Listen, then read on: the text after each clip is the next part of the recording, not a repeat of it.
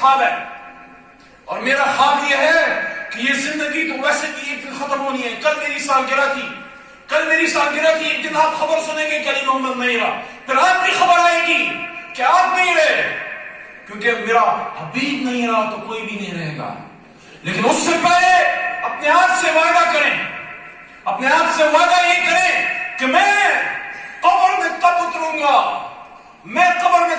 گا جب میں اس پاکستان کو اس بلندی پہ لے کے چلا جاؤں کہ جب آخری بار سانس نکلنے سے پہلے، جب آخری بار مڑ کے اسلام آباد کی طرف دیکھوں تو اسلام آباد میں لہرانے والا پاکستان کا سب جلالی پرچم دنیا کا سب سے اونچا پرچم ہو.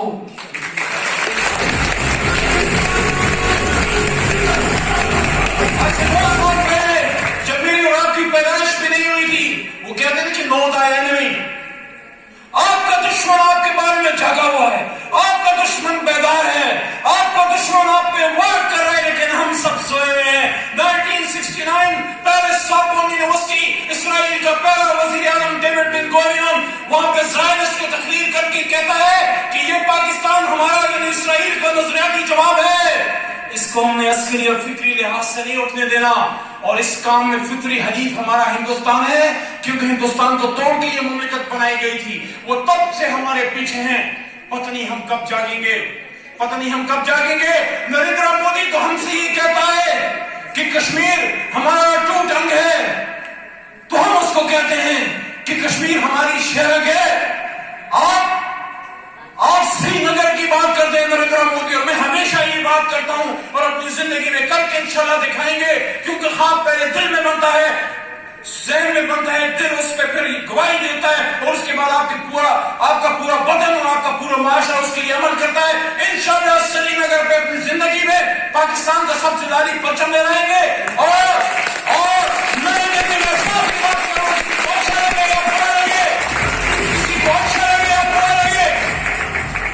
لال قلعہ بھی تو ہمارا تھا مودی، لال قلعہ تو ہمارا تھا. تم سری نگر کی بات کرتے ہو، میں لال قلعہ کی بات کرتا ہوں. انشاءاللہ اپنی زندگی میں یہ بابری مسجد بھی دوبارہ تعمیر کرائیں گے، اپنی زندگی میں کریں گے. اس کے لیے آپ سب کو دیکھنا ہوگا.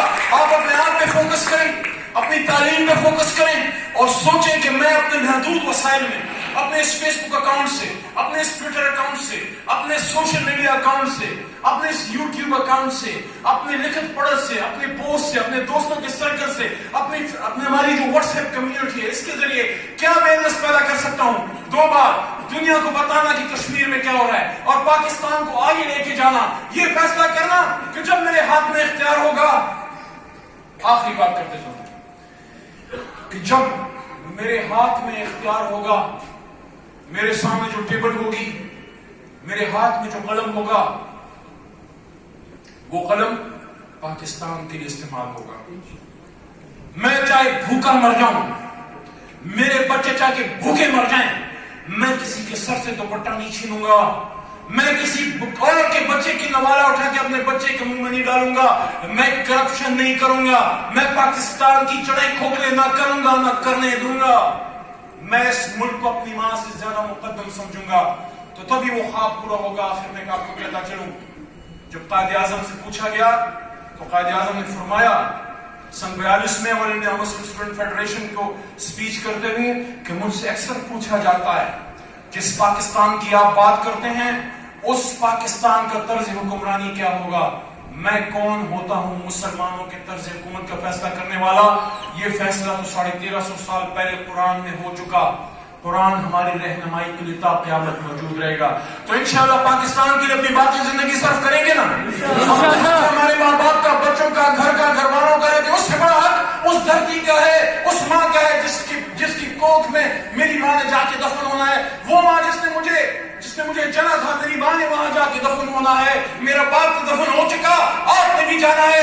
پاکستان کے لیے، اسلام کے لیے جتنا ہو سکے آپ کیجیے گا. پاکستان زندہ باد. پاکستان